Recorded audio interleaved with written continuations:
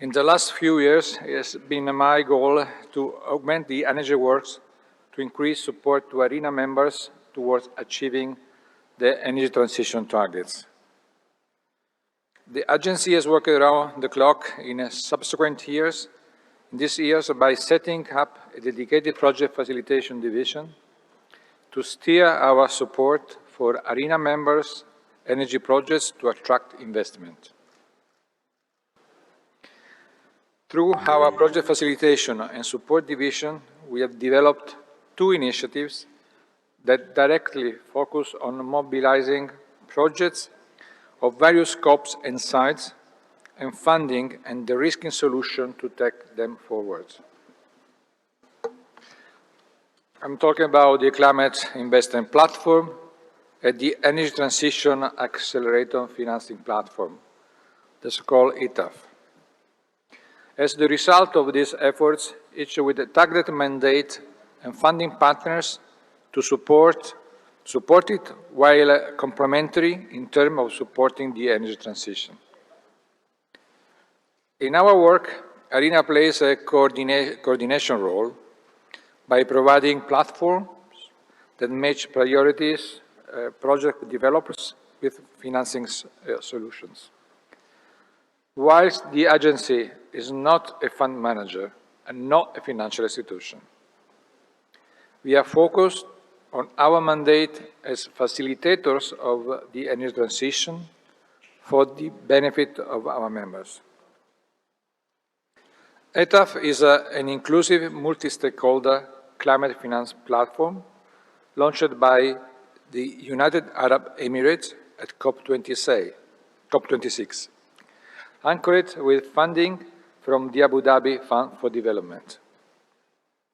At COP27, we welcome 3 additional partners, namely Asian Infrastructure Investment Bank, the Abu Dhabi Future Energy Company, Masdar, and Swiss Re, a Swiss insurance company. The support of our partners enables us to mobilize close to our initial target of $1 billion at the end of 2022.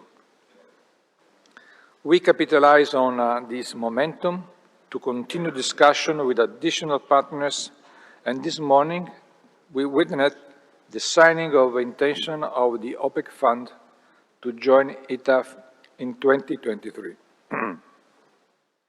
Aside from mobilizing funding, ETAF's second role is to present a robust pipeline of projects to match the funding partners' condition for supporting them.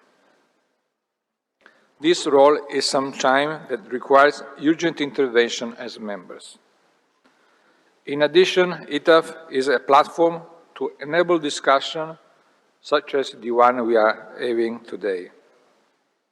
Funding facilitative solutions for renewable energy projects require continuous focused engagements, addressing the demand and supply side issues to reduce barrier to financial close for projects.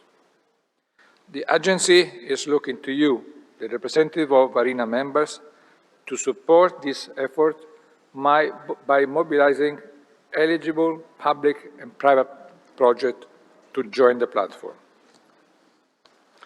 My expectation is that through today's session will highlight the critical factor that will enable members to utilize the opportunity presented through the ETAF platform to deliver renewables in developed countries. I wish to say as clear as possible that our intention is to work as hard as possible with our partners to be ready to present, in the occasion of COP28 in Dubai, a good bunch of projects that have already finalized their process to be funded. We want to showcase this experience in a way that we can demonstrate, first of all, that is possible in a reasonable time, and it's possible to make good projects be implemented in all parts of the world, with naturally special emphasis in the most disadvantaged country. So I really encourage you to work as soon as possible and as effective as possible to present good proposals to our attention. We will work with you to refine the documentation in our facilitating role, and then we will move to our partners. They will do their task, their due diligence, and we as ARENA, we will be beside the member states in the dialogue with the funders. We will take this very seriously because I think this could be very important for the future of the agency. So that please feel engaged, and I would like to thank our partners, the Abu Dhabi Fund for Development, the Abu Dhabi Future Energy Company, Masdar, the Asian Infrastructure Investment Bank, and the Swiss Re. We will deliver. Thank you very much.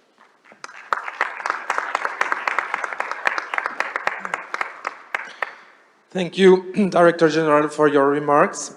And I now invite Dr. Ahmed Mohamed Mohina, First Undersecretary at the Egyptian Electricity and Renewable Energy Sector, representing His Excellency Dr. Mohamed Shaker El Markabi, Minister of Electricity and Renewable Energy of Egypt, to deliver his keynote address. Excellency, you have the floor.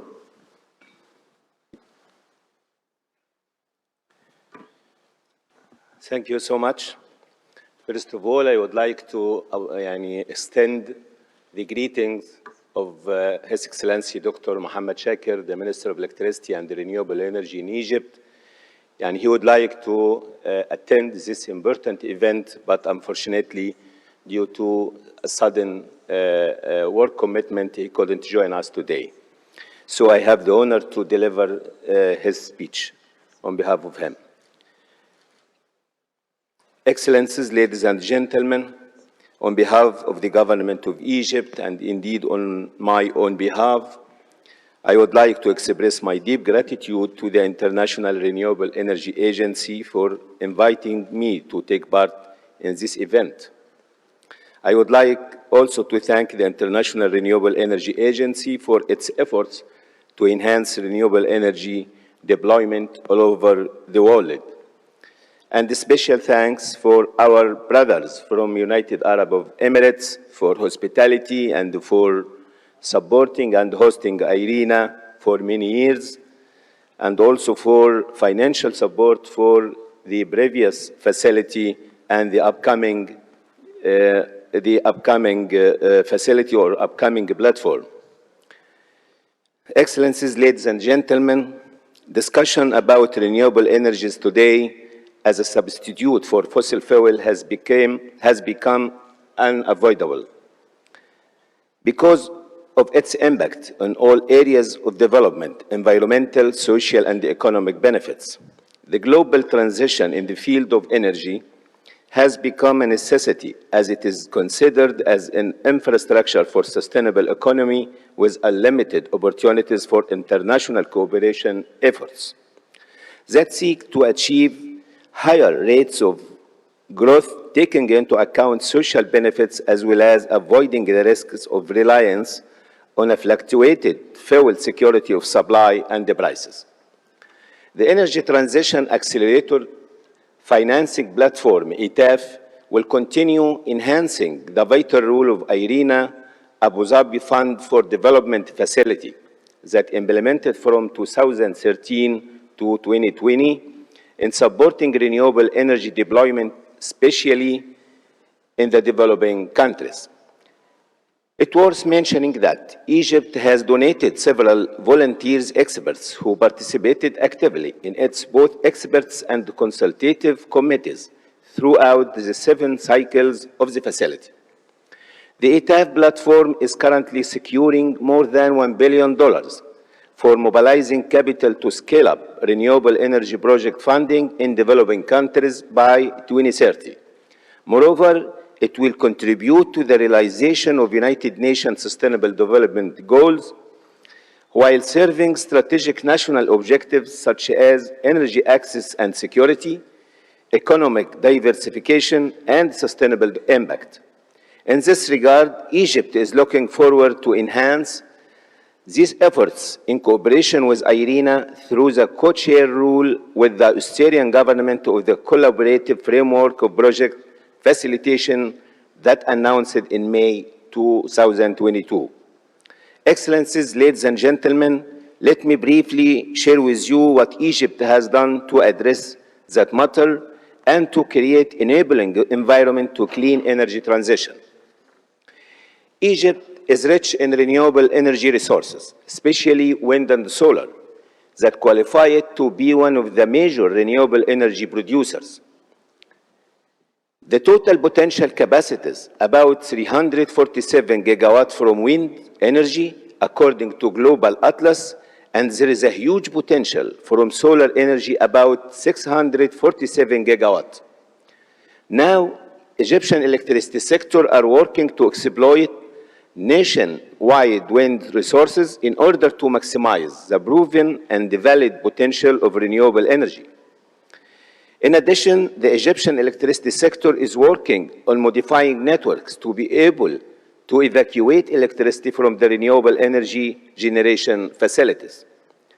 The Integrated Sustainable Energy Strategy for 2035 was approved, in which the share of the renewable energy in the energy mix will reach 42% by 2035. Currently, the energy strategy until 2040 is being updated in light of global developments related to renewable energy technologies, development of technologies for energy storage, and the new trend towards hydrogen. To achieve our ambitious vision in utilizing the renewable resources, a lot of procedures has been taken and incentives offered to encourage private sector participation in the sector projects based on our conviction that the private investments will play a major role in achieving our target. As a result of these procedures, a great number of investors became confident in the Egyptian electricity and renewable energy sector. A foreign and the domestic private sector investors have been encouraged to invest in the sector projects. Currently, the total installed capacities from renewable energy reaches 6,096 megawatts from hydro, wind, and solar, and by the end of 2025, the total capacities from renewable energy in Egypt will reach 10 gigawatts. We have already received offers from wind energy projects of about 40 gigawatts from different international developers. In this context, during the activities of COP27, 4 MOUs were signed with local and international companies and the alliances in the field of wind energy projects in order to add 28 gigawatts of wind energy based on the purchase price of an energy unit $2.4.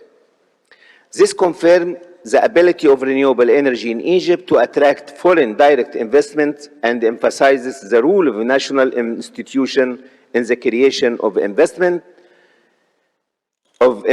Climate enjoys low risks and the positive interaction with the funding institution and development partners.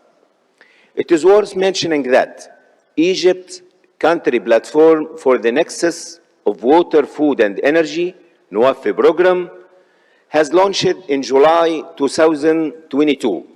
This program aims to accelerating the national climate agenda and provides opportunities for mobilizing climate finance and private investment to support Egypt's green energy transition, reflecting the interlinkages and the complementarity between climate action and the development efforts. It was developed on the back of the announcement of Egypt's 2050 country climate strategy and the nationally determined contribution indices. The energy pillar of NWAFE program aims at the commissioning of 5,000 megawatts of existing inefficient oil and gas fueled power generation capacity and facilitate investments of more than $10 billion to support the installation of 10,000 megawatts of new renewable energy capacity through a range of market routes, open to local and international projects developers. The NWAF program is a national model for mobilizing climate finance and the private investment for adaptation and mitigation projects. I would like also to refer that during COP27 activities, Africa Just and Affordable Energy Transition Initiative has been announced as a participatory framework between the African continent countries and several international partners. The African continent countries and several international partners and the funding organization to achieve constructive communication to accelerate a just and sustainable transformation for the continent. The initiative aims to achieve some objectives as follows. First, to consolidate and facilitate technical and policy support that countries financially viable, securing access to affordable energy by 2027 for at least 300 million African people. Second, transition towards clean cooking for 300 million African people by 2027. Third, transition towards green energy by increasing the share of the renewable electricity generation by 25% by 2027. I would like to thank our partners from IRENA, Sustainable Energy for All, and the International Energy Agency for their constructive efforts and wishing to continue our cooperation with them beside participation of additional international bodies and institutions into the initiative to ensure the achievement of its objectives. Ladies and gentlemen, hydrogen is getting increasing attention as one of the decarbonized fuels of the future, which can significantly contribute to the energy transition of a range of energy and carbon-intensive sectors, whilst unlocking additional benefits from renewable power generation. On March 2022, MOU was signed with EBRD to provide finance for consultancy work regarding the national hydrogen strategy in Egypt. The structure of the strategy has been done, and most of the strategy issues has been finished. It is expected that the full strategy documents in a short time. The strategy has visions that Egypt will be one of the global leaders in the low-carbon hydrogen economy. Depending on the excellent renewable resources and its strategic location, Egypt will take advantage of its competitiveness to fulfill its ambition plans for hydrogen sector, targeting up to 8% of the global tradable market by 2040. In parallel with the preparation of the strategy, many international and local alliances have submitted requests for cooperation in the field of green hydrogen, and 23 MOUs were signed in order to start preparing technical and financial studies. The conference, COP27, witnessed many events related to green hydrogen projects, including the opening of the pilot project for the production of green hydrogen with a capacity of 100 megawatts, in addition to the signing of framework agreement for green hydrogen production projects with 9 developers, as well as MOU was signed between the European Union and the Arab Republic of Egypt regarding the strategic partnership in the field of green hydrogen. In addition, a joint declaration of intent between Egypt and Germany signed to cooperate in the field of green hydrogen, with the aim of securing clean energy supplies, achieving sustainable development, and confronting climate change. I would like also to refer to the initiative that has been launched during COP27, Activities for Renewable Hydrogen Global Forum, which launched by our President Abdel Fattah el-Sisi which will represent a platform for a sustainable dialogue for renewable hydrogen between all stakeholders all over the world. Excellencies, ladies and gentlemen, I wish to conclude by emphasizing on the importance of renewable energy as a fundamental way of the clean energy transition, and they have the potential to boost economic growth without leading to increased greenhouse gases emissions. It is crucial that climate finance should represent a progression beyond previous efforts and be scaled up with the concrete step to meet new goals. The predictability and accessibility to means of implementation, especially climate finance, is a cornerstone in facing climate challenges. Finally, we hope that the Energy Transition Accelerator Financing Platform, ETAF, will achieve its targets for mobilizing investments for large-scale renewable projects and supporting the implementation of ambitious national determined contribution NDCs to meet the Paris Agreement targets. I wish you a successful deliberation and constructive discussion, and thank you for your kind attention. Thank you. Thank you, Excellency, for your remarks. I now invite Dr. Nawal Al-Hosani, UAE's Permanent Representative IRENA, to deliver her keynote address. Excellency, you have the floor for 5 minutes.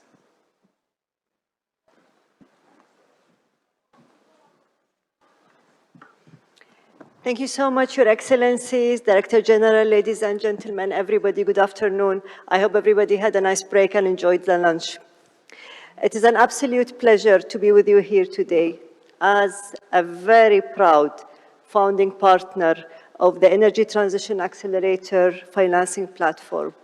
The UAE is keen to continue building on our long history of cooperation with IRENA to finance renewable energy projects in developing countries around the world. Mobilizing finance for energy transition will be a crucial differentiator, a differentiator that determines whether we achieve the goals of the Paris Agreement and whether we are able to cut emissions 43% by 2030 to limit climate change to 1.5 degrees. Scaling and improving climate finance will also spur a raft of new economic opportunities across the globe. Initiatives, ladies and gentlemen, like ETAF can lead the charge of a future where climate finance is actually the norm. Ladies and gentlemen, we meet here today in Abu Dhabi against a geopolitical and socio-economic backdrop marked by multiple complex challenges. But as these challenges unfold, it is essential that we do not lose sight of the importance of the climate crisis and the role that finance must play in stemming the tide of climate change. Climate actions cannot take a backseat. Climate action must drive the international agenda. We must set up the challenge of balancing energy security and driving climate progress. Today, and you heard this many times, more than 700 million people continue to live without access to electricity. Ladies and gentlemen, it is 2023. That is simply unacceptable. We must improve affordability. We must expand accessibility, and we absolutely must secure energy for all. To deliver on this urgent need, mobilizing finance must sit at the heart of our efforts. The ETAF platform is a direct response to the three of those missions. It is purpose-built to expand clean energy investments within the membership of IRENA, focusing on accelerating support across the Global South. This has the benefit of expanding energy access to those who need it and reduce emissions at the same time. Renewable energy access has rightly been called an accelerator of sustainable development. It has the capacity to boost progress across each of the sustainable development goals. It enhances healthcare and expands access to education. It drives economic prosperity, giving developing economies the chance to leapfrog development based on hydrocarbons to create new growth, jobs, and opportunities from clean energy. The potential of renewable energy is indisputable, and it is the future of our energy systems. It is the future that is already well underway. In 2022, and we heard from Irina that renewables accounted for 81% of all new energy capacity added last year. Wind and solar are now the most affordable new energy sources for power. Two-thirds of the cheapest renewables are less expensive than the cheapest coal.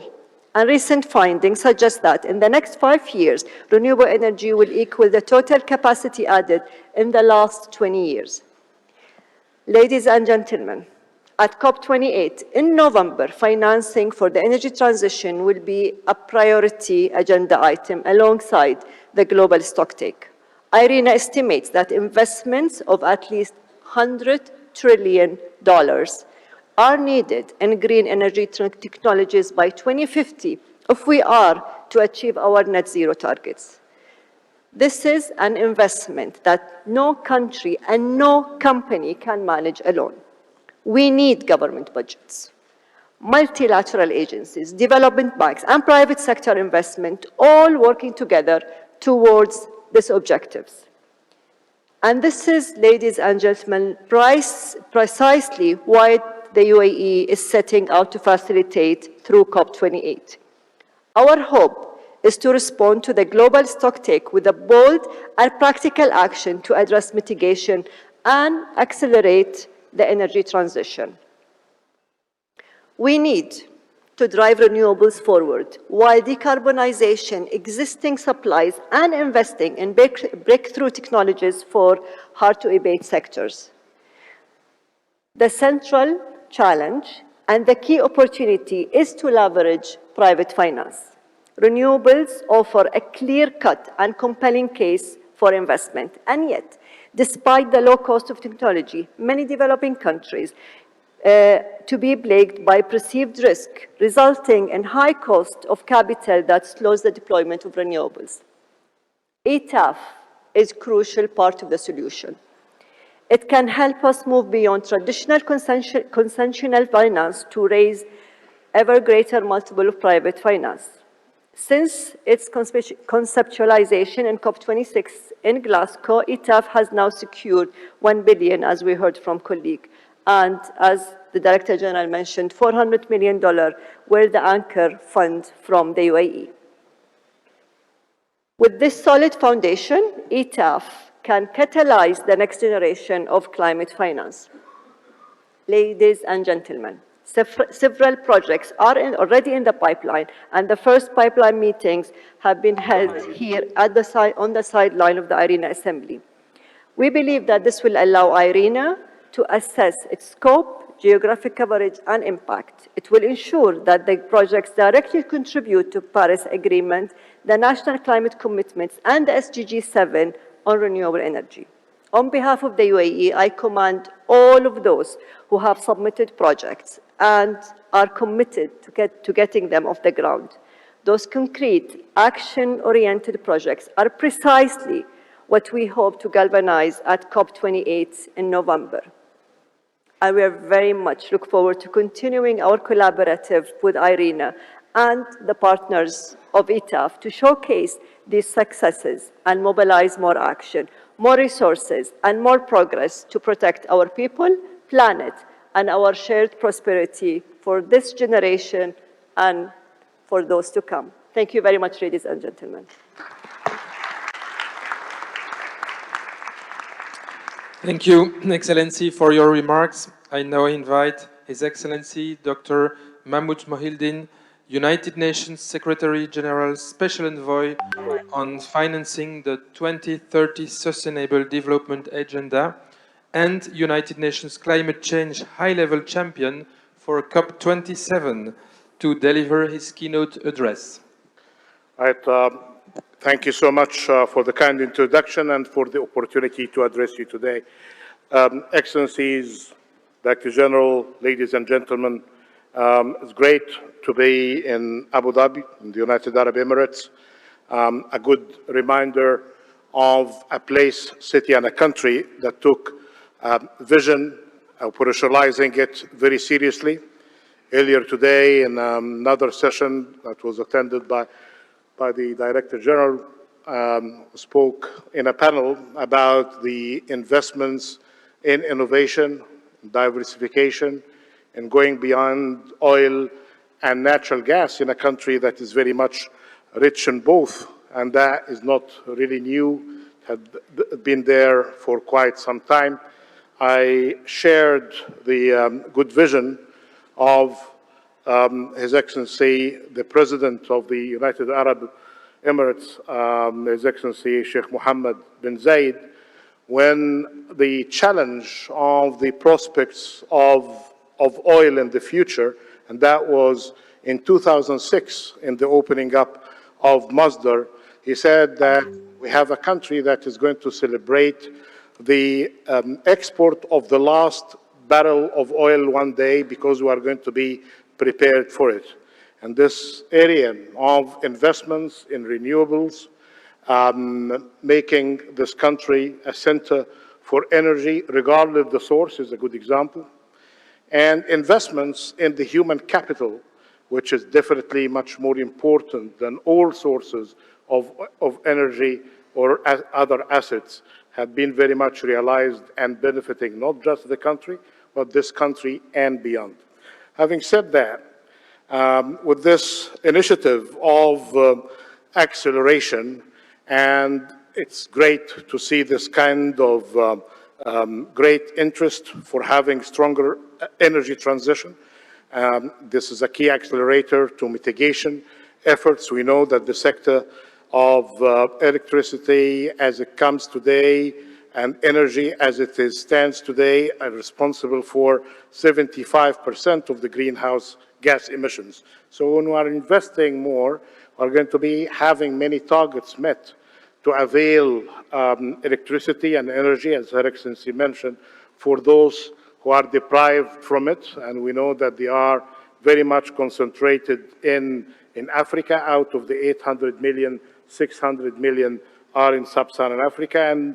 And referring to the good presentation by the Milula earlier this morning, that's not just the 600 million, it's approximately 1 billion people suffer from one way or another of energy poverty.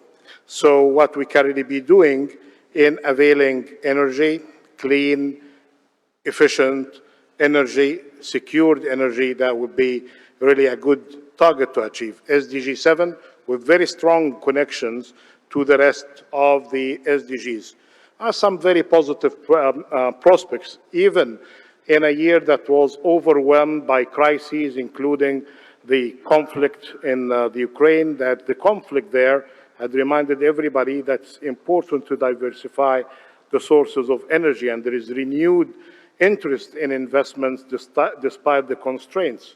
In a world, referring to the World Bank recent figures, that is going to be seeing a decline in investment compared to the figures of 2019-2020 by 7%. Still, the interest in investment in energy at large and renewable energy in particular is still very much strong. It's good to see as well that 90% of global energy growth is coming from the renewable sources. We saw in Sharm el-Sheikh, as mentioned by His Excellency, the First Under Secretary, that there is an approach to get all sources of renewed energy sources, of new and renewables, at the priority of the agenda of Sharm el-Sheikh. We saw that as well connected to a nexus linking that to water food systems, and agricultural development. So when we talk about acceleration of SDG 7, it's very much connected as well to investments in related activities on the rest of the sustainable development. But we need to be mindful to the fact that these kind of promising figures are still telling us that they are not even, and there is a great deal of discrepancy. And I referred earlier to the challenges facing us, especially in Africa, in the sub-Saharan part of it. So for our transition to be just, this must be rapidly accelerated, and we need to see the different sources of finance, and we need to take a holistic approach to all of that, and we need to do all of this in a world that is suffering from a variety of crises. We are very much suffering from surplus of crises and perhaps deficit of trust at the same time. So what we need to do basically is to, when we are designing this transition with accelerated pace, we need to put into consideration the following. First, that the logic that comes from old wisdom from this region, that the prevention of harm is much more important than bringing the benefits. So when we do the kind of finance required for renewables, we need to make sure that this will be from sustainable sources of funding, and we shouldn't be relying more and more on debt, unless forms of debt are going to be of long-term nature, of concessional nature. And for that, during Sharm el-Sheikh, we proposed as climate champions the proposal of the 1% for the 1.5 degrees. For the 1.5 degrees to be alive, we need 1% maximum of cost of funding to be available for developing economies. We need that as well to be coupled with a longer grace period. We know that IDA, for instance, of the World Bank Group, can avail funds of 7 years and more as grace period, and with maturities that could exceed 30 to 40 years. Even the IMF, with the Resilience and Sustainability Trust Fund, it offers now funding of, with grace period of more than 10 years, to be exact, 10.5 years, and with grace period of more than 20 years. Of course, here the cost of funding is much more than the 1%, but this is the argument. If the $100 billion that have been promised since Copenhagen and then renewed in Paris, this could be used in order to reduce the cost of borrowing for developing economies at large, and not just to the low-income countries. So as champions, we worked, and mindful of the time, I'll just share the following.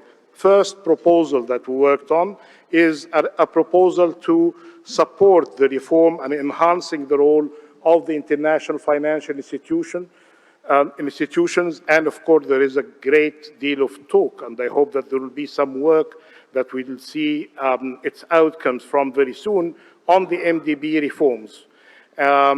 We are identifying gaps of $4 to $6 trillion a year for a world that needs to be on the path towards energy transition. And the MDBs need really to work hard to leverage the private sector finance on that, because even if they have capital increase, that will not be sufficient to close the gap. The only way to do it is not to crowd out the private sector, to enhance it, and to leverage it further. And I just mentioned as well the new structure that we are proposing, the 1% for the 1.5 degrees. At the same time, we shouldn't really forget that energy has this important role as an ultimate connector between the different SDGs, including water and food. And both, we had many challenges, and actually a crisis in one that we realized last year. And then on the third aspect of work, on how to bring different stakeholders to provide more work in the future. For that, I was happy to see in the COP27 that there was some serious work to build on the outcomes of Glasgow, on the GFANs, and to provide a pipeline of projects, because when we see asset managers, when you see those who are part of the GFAN, they will tell you that we have the assets behind us and we have the capital, but we don't see pipeline of projects. So to provide a practical answer to this challenge, the Egyptian presidency of COP27 with the UN system, the regional economic commissions, and with close work that we took with the private sector, including the GFANs, we built a pipeline of projects from the 5 regional economic commissions around the world, and all of these projects that were presented were fully owned and supported by the line ministries, and it's no surprise to see that the majority of these projects are in the renewable energy sector. So how to translate that into action? The good guidance by IRENA, this accelerator to see the transition of energy, the energy transition accelerator with adequate financing at the country level is the way to go. We saw some examples, the good promises that we have seen for South Africa during Glasgow, that was followed by other promises of JETP projects in Vietnam and then in Indonesia.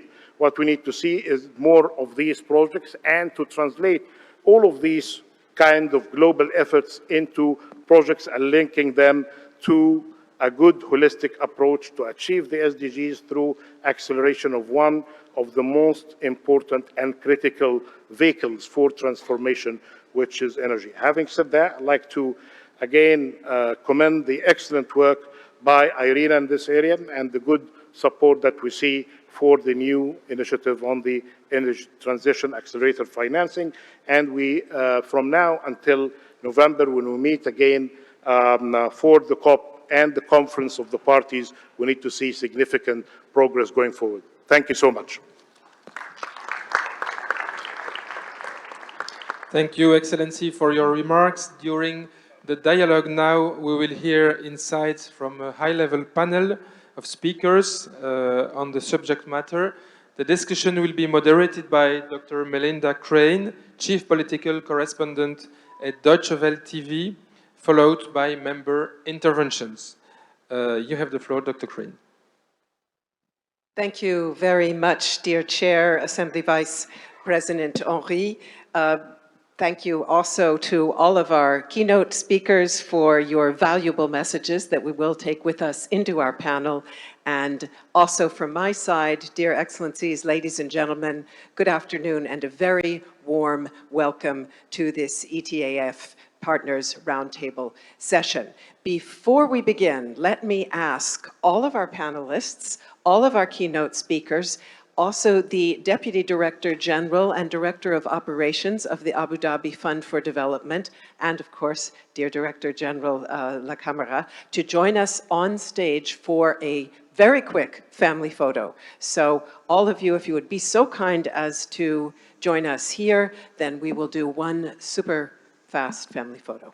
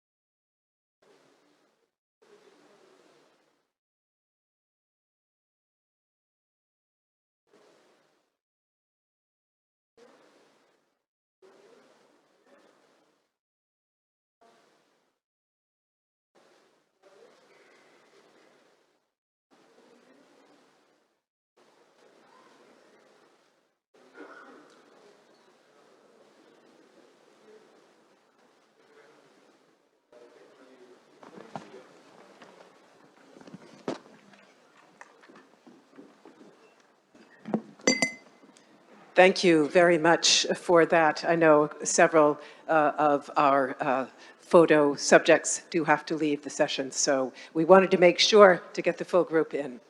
This session, dear ladies and gentlemen, is one of 2 assembly sessions that are organized by IRENA's Project Facilitation and Support Division, and that reflects the central importance of the goal that has just been outlined by the keynote speakers and the Director General, namely massively boosting investment in renewable energy in the developing world. As we've heard again and again throughout the Assembly, we are not where we need to be. To that end, the Energy Transition Accelerator Financing Platform aims to support an initial 1.5 gigawatts of new project developments before 2030. With ETAF now operational and open for project submissions under IRENA's management, we meet here to explore the platform's unique and essential role. And joining us to do that is an absolutely outstanding group of leaders representing ETAF partners and stakeholders and friends. Before I introduce them, let us see a very short video about ETAF and its aims. Transitioning to a net zero world is one of the greatest challenges humankind faces.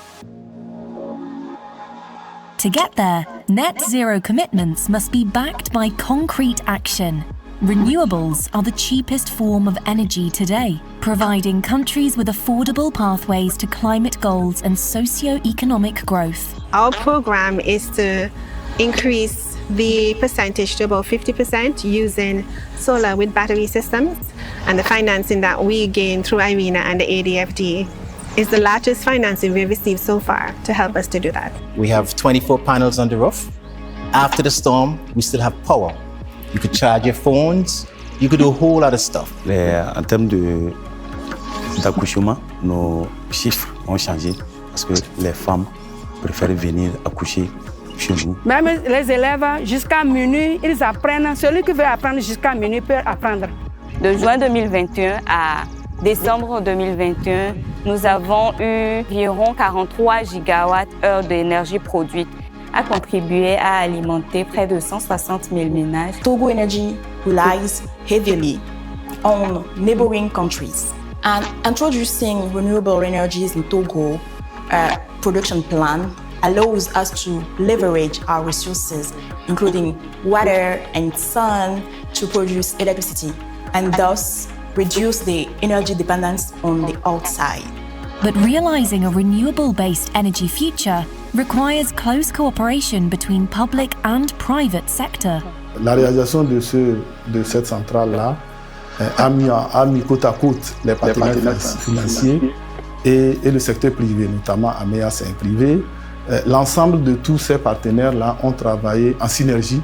From 2013 to 2020, the Abu Dhabi Fund for Development, ADFD, provided $350 million for the IRENA ADFD facility. The initiative of Abu Dhabi Fund and IRENA, I believe, is a remarkable. That project in Togo, with their support, was an achievement, record time. We are now trying to extend this cooperation to other countries, attracting $570 million in co-financing for 26 projects, benefiting 4 million people in 21 countries, creating 80,000 jobs. Our team consists of 10 persons working every day on the project.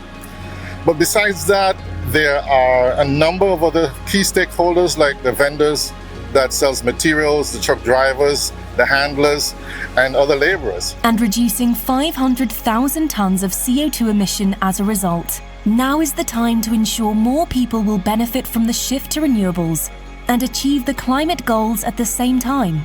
IRENA, with the support from the United Arab Emirates, launched a new multi-stakeholder partnership called the Energy Transition Accelerator Financing Platform, or ETAF. ETAF aims to accelerate energy transitions by mobilizing and directing $1 billion into renewable energy projects in developing markets. ETAF leverages its partners' financing capabilities and project development expertise to achieve 1.5 gigawatts of new project deployments before 2030.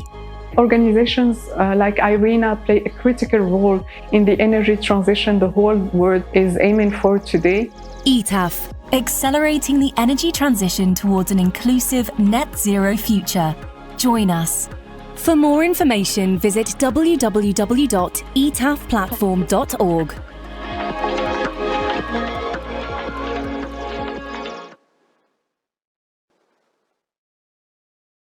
Some compelling examples there of why this endeavor is so very important. Just a very quick word on format, if I may. After a round of discussion with the panel, we will open the floor to very brief member country interventions. And looking at our time, I think the window for doing that will indeed be short. Please raise your country nameplate now if you think you wish to comment in that brief window, and our team will make a note of your interest. Because we have a gratifyingly large group of speakers and a limited time frame, I will keep introductions brief. It is now an honor to welcome, and I'll begin with ETAF partners in alphabetical order. Excellency Dr. Abdul Hamid Al Khalifa is Director General at the OPEC Fund for International Development. Welcome to you. Mr. Martin Nagel is Advisor in the Office of the CEO of Masdar, the Abu Dhabi Future Energy Company. Mr. Rodrigo Salvado is Director General of the Operational Partnership Development Department at the Asian Infrastructure Investment Bank. Great to have you with us. Ms. Veronica Scotti is Chairperson of the Public Sector Solutions and Group Managing Director at the globally active reinsurer Swiss Re. I will now move on to non-ETAF partners, once again in alphabetical order. Mr. Harry Boyd Carpenter is Managing Director of Climate Strategy and Delivery at the European Bank for Reconstruction and Development, the EBRD. Ms. Mafalda Duarte is Chief Executive Officer of the Climate Investment Fund. Welcome to you. I'm also very pleased to welcome Ms. Hong Patterson. She is Chief Financial Officer and Chief Operating Officer at the Green Climate Fund. Mr. Vivek Pathak is Director and Global Head for Climate Business at the International Finance Corporation. And finally, last is Mr. Ahmed Saeed, Vice President for East Asia, Southeast Asia, and the Pacific at the Asian Development Bank. A warm welcome to all of you. We're so grateful that you can join us here. So I'd like to begin with a first round of exchange amongst the ETAF partner organizations on how they envisage their own contributions to the new platform and on how they see its role altogether. And as they've heard several times from me already, we are eager to ensure that interventions do have a length of 3 minutes or less in order to maximize our interaction here. So I will begin, if I may, with Director General Salvado and ask how the AIIB plans to draw on its global outreach and its expertise in financing green infrastructure to contribute to ETAF's objective of supporting countries in accelerating the energy transition, which of course is so very crucial. Hello? Okay. Thank you so much, Belinda. It's great to be here. And again, it's an amazing turnout for something that is happening after lunch. So thank you so much, everyone.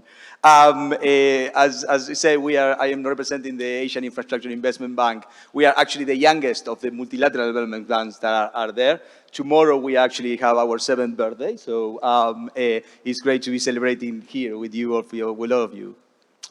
We are, a multilateral development bank. We have a global mandate. We have $100 billion in capital. And we are pretty much a climate, a green bank.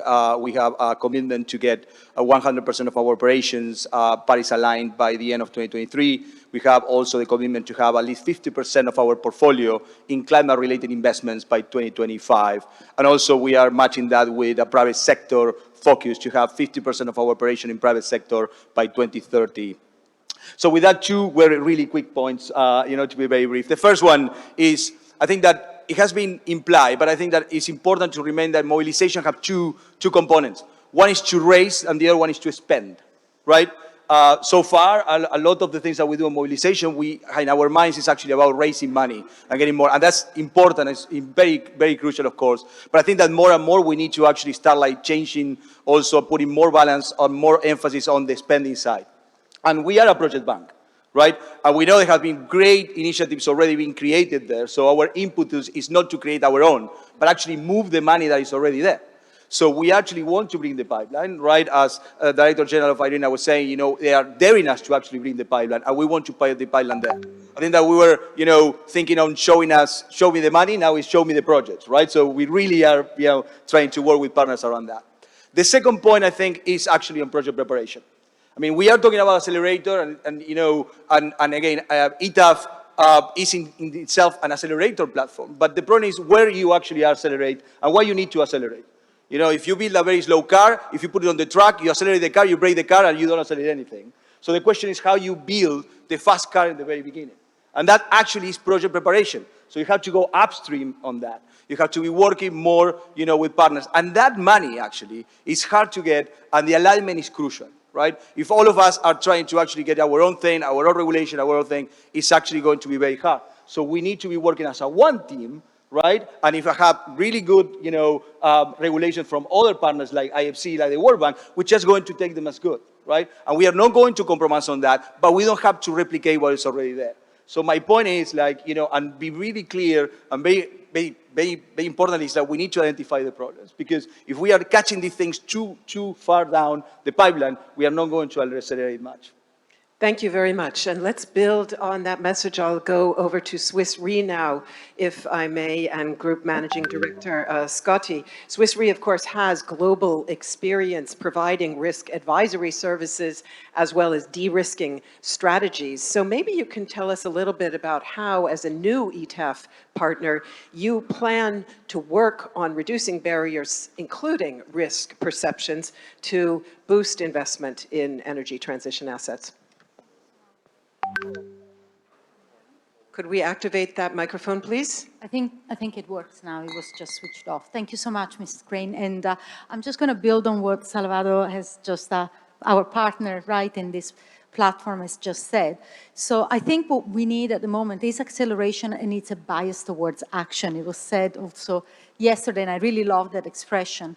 And as a company that is dedicated to assessing risks, and this is what we do, I find that for us, the frustrating thing is that often our viewpoint about the risks is not moved upstream fast enough. So this was a key motivation for us to join the ETAF platform, because we believe that having a good risk-informed set of principles included in the upstreaming and in the preparation of the projects can make a huge difference to the bankability of these projects. So let me give very concrete examples, because I come from the business, I'm very grounded. When financiers look to invest in projects, they're looking for those to be in infrastructure space, specifically here. They look for them to be resilient. Resiliency is measured in three ways. The cash flows need to be resilient.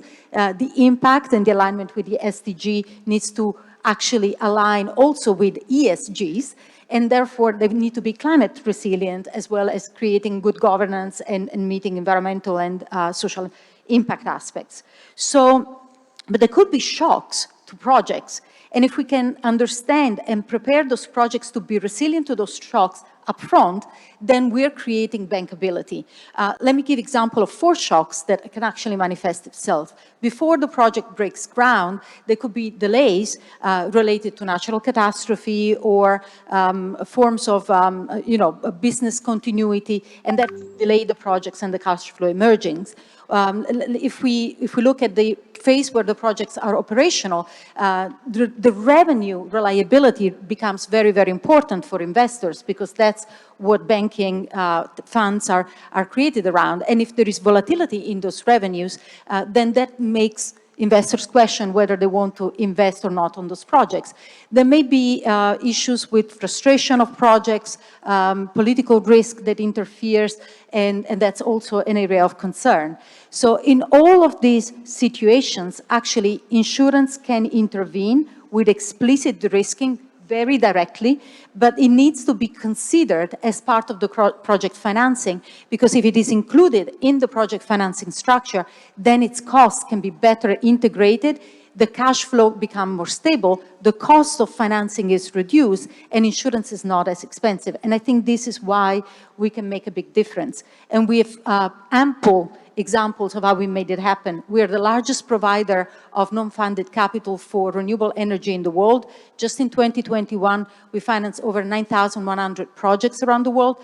a vast majority were renewable energy, but it goes in other, like wind and solar panels, but there are other forms of renewables like biomass and, water tides, ocean tides. So there is an element of innovation that we can introduce. We just have to be part and parcel of the design principle. And of course, we will be anchoring investors in the form of providing the insurance and crowding in others. For me, ETAF is not exclusive to these partners, but we're giving that conviction that it can be done, and then others hopefully will follow in close lockstep.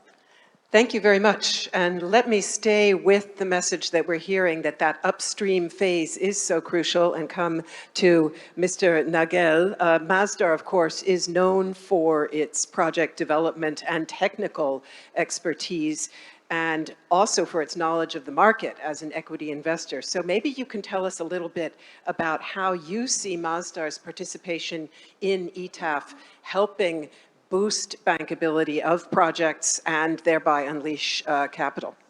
Yes, thank you very much for that introduction. Those of you that know Masdar know that we have been around since 2006, and that was a time when renewable energy had very different risk and return characteristics than it had today. So the level of complexity that existed in regulation and technology was huge. And the mission of Masdar was to increase the investment in renewable energy. So what we did as a strategy was we invested in mature markets, in mature technologies, and we applied those learnings in markets that were less mature. And as a consequence of that, we also helped develop the renewable energy programs in those markets. And there are many examples of where Masdar has done that.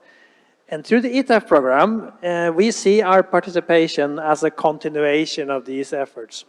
We see the ETAF program as a systematic way to assess the shortcomings that a particular project will have when it comes to bankability, that the regulations in that particular market will have when it comes to bankability, and to help the regulator and the product developer address those and structure the projects so they become bankable. And because this is something that we have been working on, like I said, for a very long time, when renewable energy was a rather obscure niche segment of infrastructure investment. So this is one area. The second area is we also have a global presence in Masdar. We get a lot of requests for collaboration. Some of these requests are at a stage of development where we cannot support them.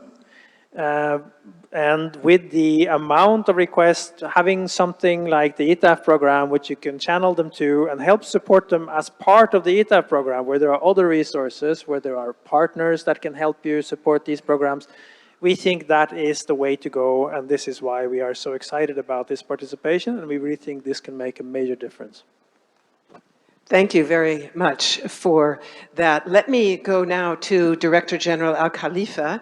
And as we heard earlier, OPEC's Fund for International Development has just signed, and really just signed on this very day, a heads of terms agreement with IRENA, essentially a statement of intent to join ETAF as a partner.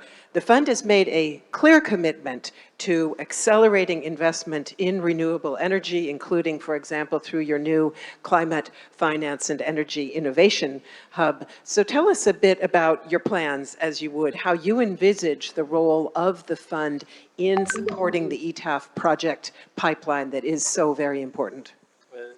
Thank you, Doctor. And let me start by thanking the IRENA and United Arab Emirates government for hosting us, and congratulate them for this successful event.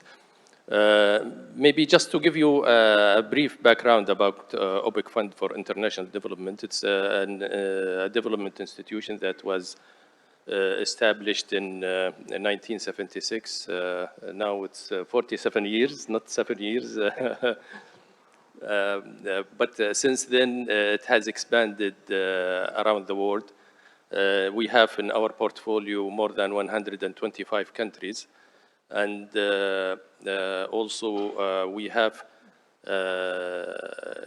the only global mandated institution with the financing exclusively going to non-members countries. So it is maybe a different institution than other institutions when we are talking about the membership.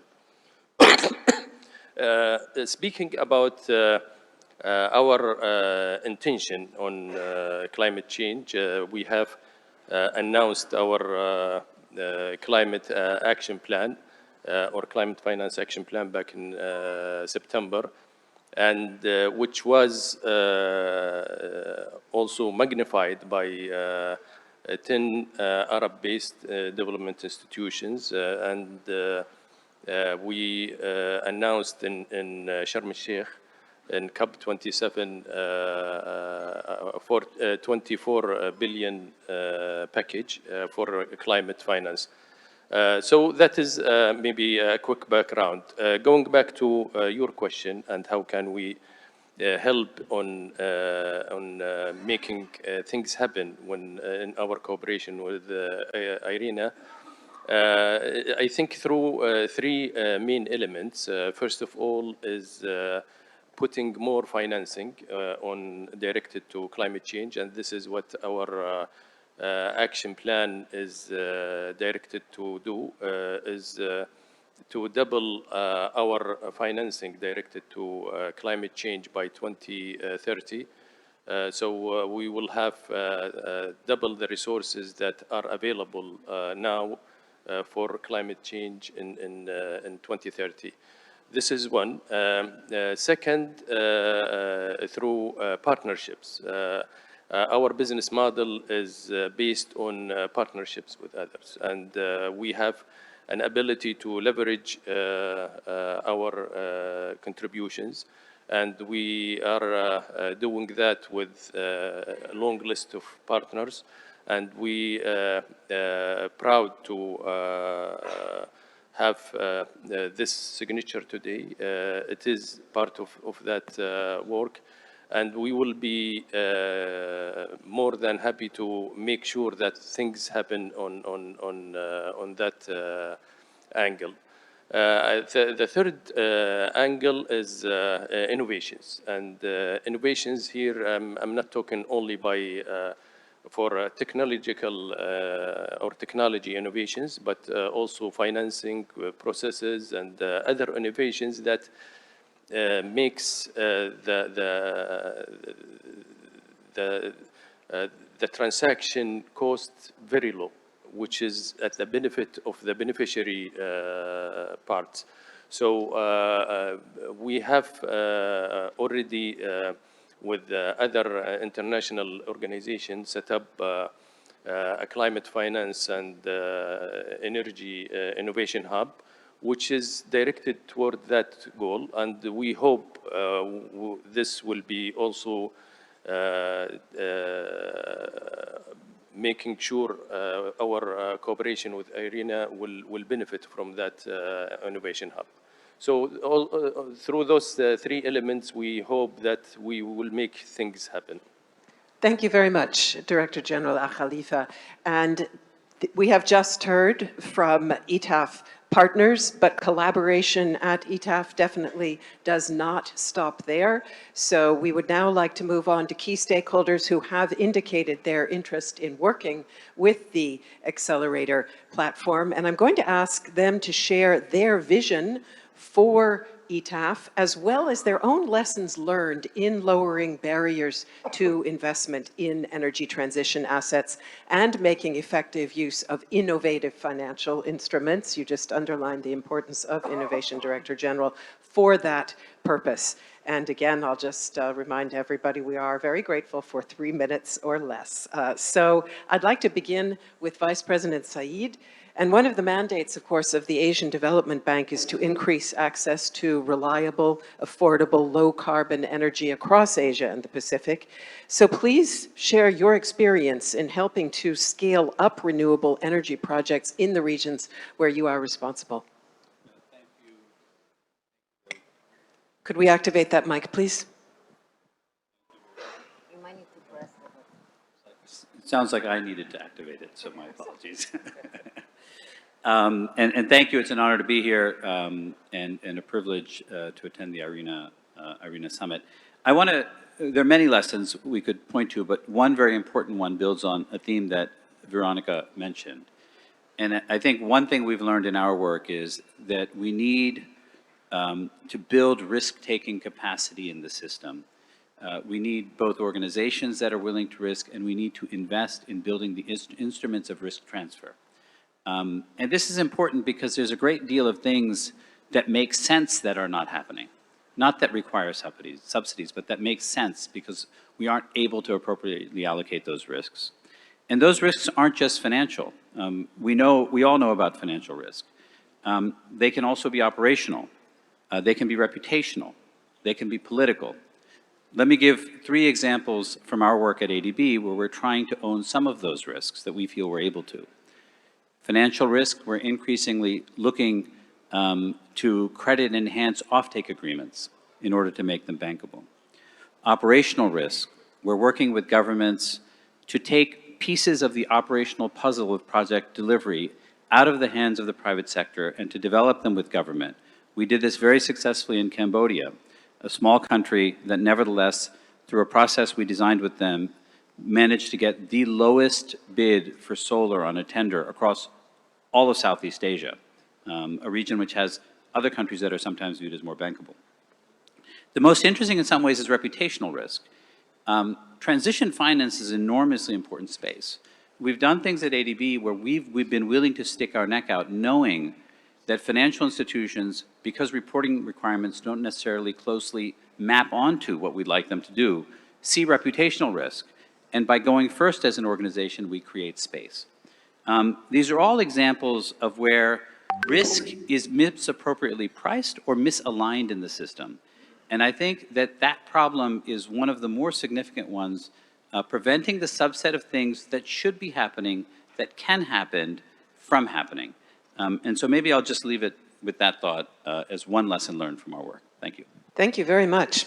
Let me go over to Managing Director Boyd Carpenter now and ask you to talk about also how you see productive opportunities for cooperation between your own division at the EBRD and the ETAF, especially within the framework of the EBRD's project cycle and this imperative need indeed to boost bankability on projects. Thank you, Melinda, and thank you to IRENA for the invitation and to Abu Dhabi for the hospitality. I actually made a mistake in preparing for this. I wrote down ETAP instead of F, and looking at it, I thought, oh, what do I mean here? P must be for partnership, and I realize now that it's for platform, but I actually think I got something right in making a mistake because this is really about partnership. Projects like this, renewable energy projects are large, they're long-lived, they're complex, and they only work if there's a very strong partnership behind them. And I think that's what we see as our role working with ETAF and indeed with all of the others, whether it's co-financiers, whether it's governments, whether it's the sponsors, even the contractors and the suppliers for these projects. And I think just picking up some of the themes that others have referenced, the fundamental thing for us is to make sure that the underlying commercial and contractual framework for a project works. These projects are too big and too long-lived to be kept alive if they're not fundamentally commercially sound.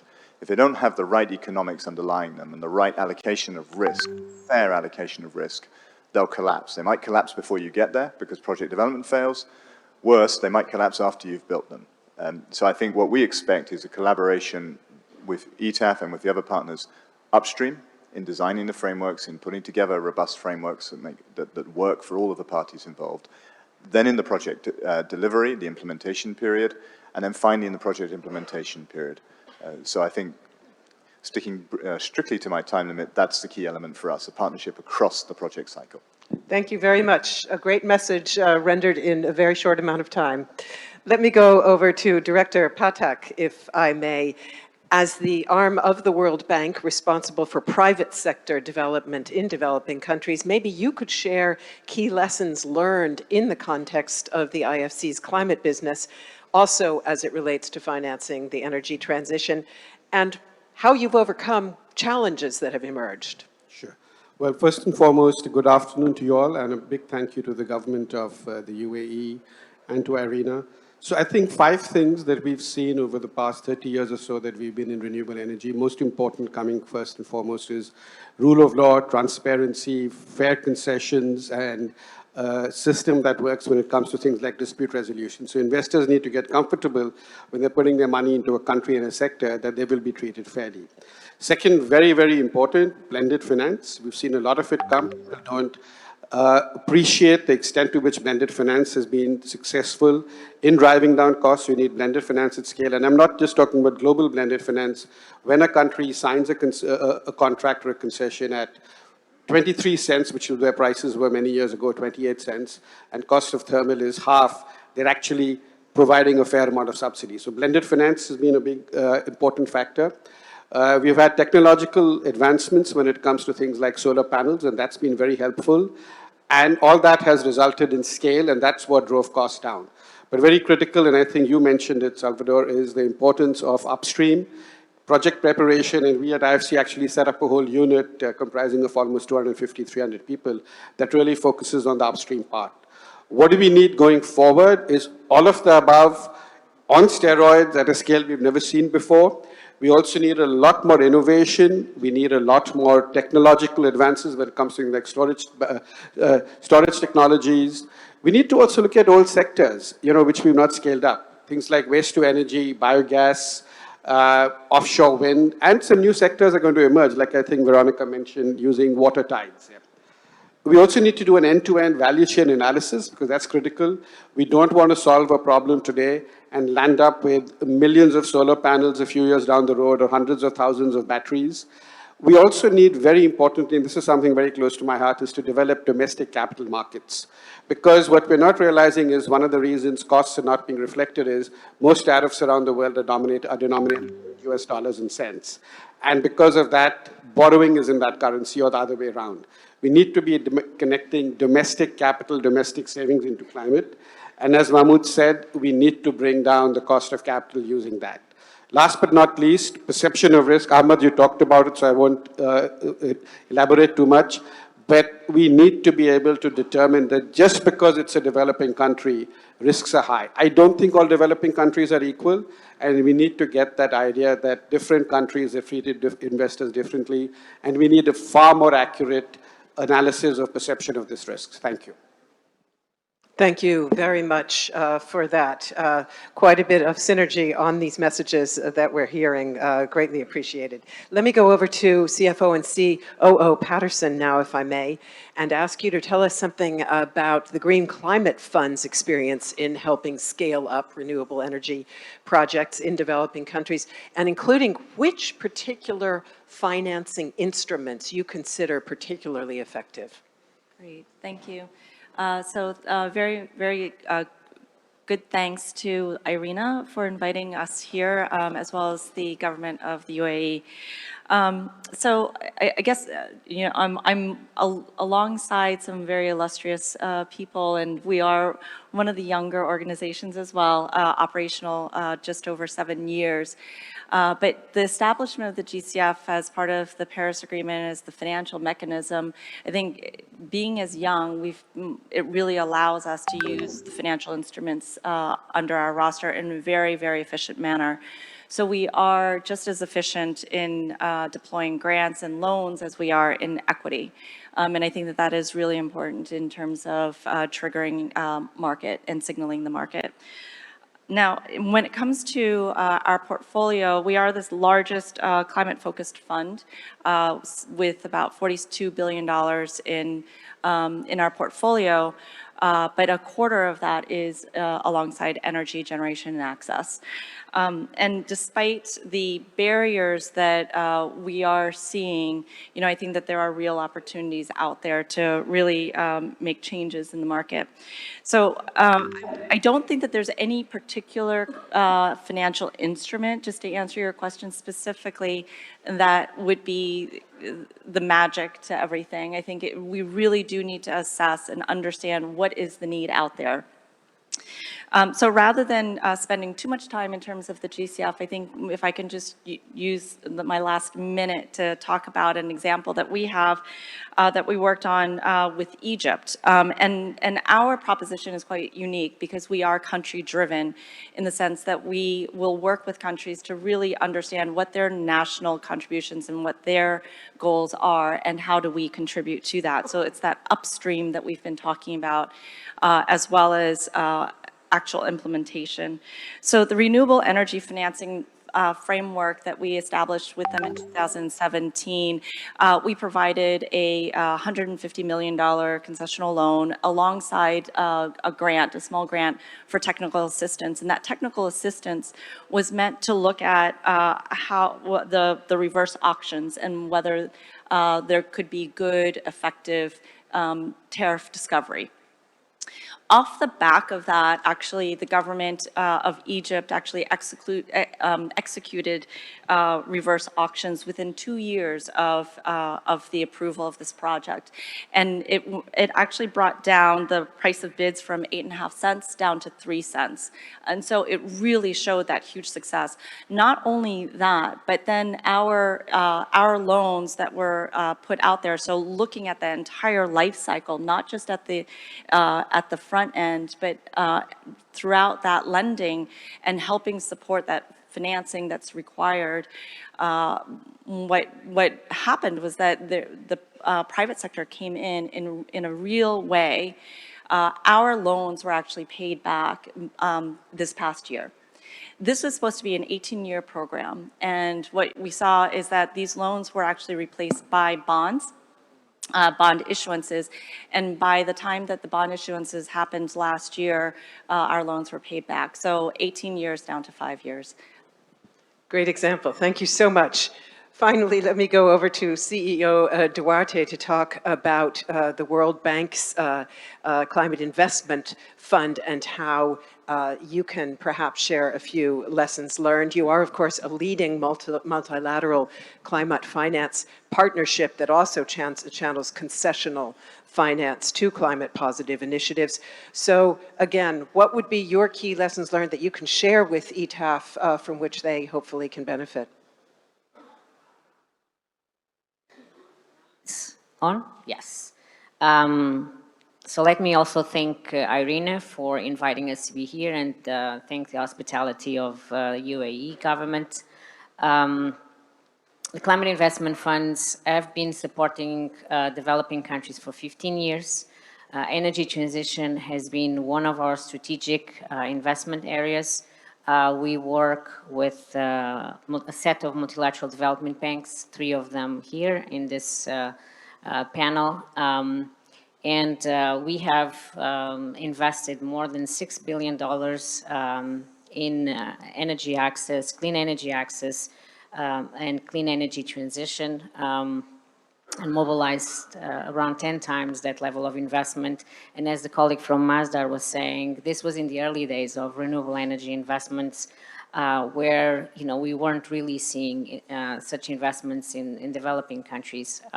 So we financed a lot of the first, second, third of its kind and drove the creation of markets and helped bring down the cost curves and helped establish track record in these markets. And the type of finance that we provide is the type of finance that Mr. Muhaidin was talking about when he made his intervention, is low cost, risk-taking, long grace periods, long maturities to really bring down cost of capital and tackle risks that others are not well placed to take. So we have seen the power of this finance, but it's also important for the finance to be flexible. And so in terms of the financial instruments that can be used, we have ample flexibility in terms of the financial toolkit, but also the possibility of working on project preparation where it's needed, working with governments on policy and the regulatory, so the upstream work, and then being able to then finance the transactions themselves.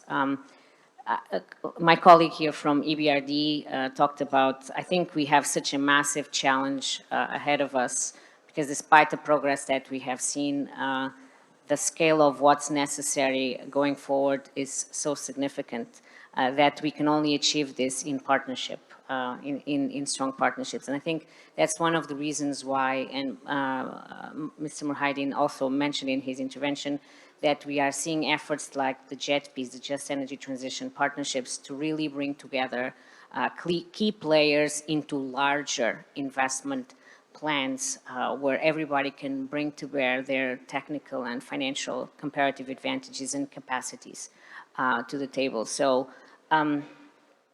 we have, and I'm mindful of time, I think I've already gone over my 3 minutes, but just to say that we very much look forward to, with our implementing partners, the multilateral development banks, working with IRENA and ETAF or ETAP, in the areas that will be a focus to us. We are, energy transition will continue to be a priority area for us, and we are particularly interested in coal transition. We are investing significantly in coal transition, renewable energy integration investments, so storage, transmission, infrastructure, smart grid management, but also we are now starting on the industrial decarbonization side, where there's a lot of need to also make clean energy investments. Thank you. Thank you very much. Looking around the room, I do not see country nameplates up, and since we're nearly out of time, I'm going to assume that that perception, which has also been shared by our IRENA team members, they also say they have not received pre-registered comments. I'm going to say that instead of now opening the floor, I will ask all of our panelists, this will come as a bit of a surprise to them given the limitations of our time, to really in one sentence tell us their key priorities for ETAF going forward. So whatever it is, whether it's the kind of projects, the additional partners, whatever you think is most important. And I'll just go straight down the panel with the request for very, very short contributions, starting here with Rodrigo Savar. Okay, so I think, PPP is pipeline, right? So basically, I think that is our aim here. I think that all the things that were done and said right now is great, but I think that we don't have to do everything. Each of us, they have to do everything, right? We don't have to. We have to complement each other, right? For risk-taking, for capital, for exposure, for project preparation. So the key thing is actually to bring the partnership to this point of actually how we're going to complement each other and actually do it well. So I think that division of labor, and build fast and reliable cars, I think that's good. Thank you so much. Mr. Patak. So I would add a fourth P. We talk about public-private partnerships, but it's for the people. So I think we really need to focus going forward on affordability, driving prices down, and that's what's going to make sure that penetration levels go up. And I think that affordability piece for the people is going to be critical. Thank you. Thank you. Ms. Patterson. Thank you. So for us, I think that what ETAF can really bring is innovation, and what we can do is actually help to execute that innovation and really transform the market. Mr. Saeed. I think if ETAF can successfully be a force multiplier and not a work multiplier, then it will be a great success. Thank you. Thank you so much. Mr. Al Khalifa. Yeah, I think it's two partnerships and innovations. And as I said before, innovation is not limited to technology innovations, but financial procedures and other innovations that helps the implementation. Ms. Duarte. Did I connect? Yes. I think, colleagues are saying, and I also mentioned in my intervention, is really about seeking strong partnerships, relevant partnerships with others, and so that we basically make sure that there's complementarity and that the sum of these partnerships are greater than its parts. For me, for my direct partners on ETAF, is very much about streamlining and very fast triaging so that we can demonstrate that the platform really, really works, and interfacing with others in very complementary ways. Thank you. Mr. Boyd Carpenter. So I managed to add 3 more Ps. Proper prices, please. Meaning proper, correct, unsubsidized prices for conventional energy and ever lower prices for renewable? Thank you very much. Mr. Nagel. So thank you for this question. I think the partners we currently have in the program are equity partners and banking partners. And I would love to see us complementing this with partners who can provide grants for developers, because I think that's really what is required to accelerate the financing, the bankability of projects. If we have new contributors which are willing and able to provide development grants aligned with their KPIs and objectives, that is what we would strengthen our joint efforts, and I think that should be a priority for the program. Thank you very much. Thank you very much. I think if the medium is the message, then what we've heard here today is a very optimistic message indeed. We're seeing partnership here quite visibly in this very large and very impressive group of ETAF partners and friends of ETAF. I would like to give all of our panel, please, a very, very warm round of applause for their contributions. Very thought-provoking exchange.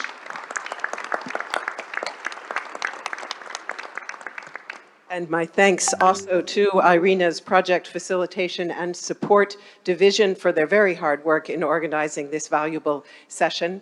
And with that, I also say thank you to all of you, Excellencies, dear ladies and gentlemen in the audience, for your attention and your own contributions and support for this new endeavor. And with that, I hand back to the session chair.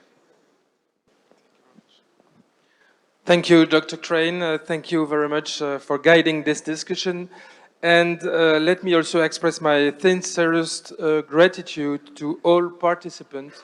I think it's obvious it was a very important matter, and in general, the financement, the acceleration of the transition, it will remain a very important matter also in the following discussion. For example, in the next COP here in the region, in the end of the year, I think it will remain very, very important. Thank you all for a positive and constructive dialogue. This concludes our consideration on agenda item 11. Thank you very much.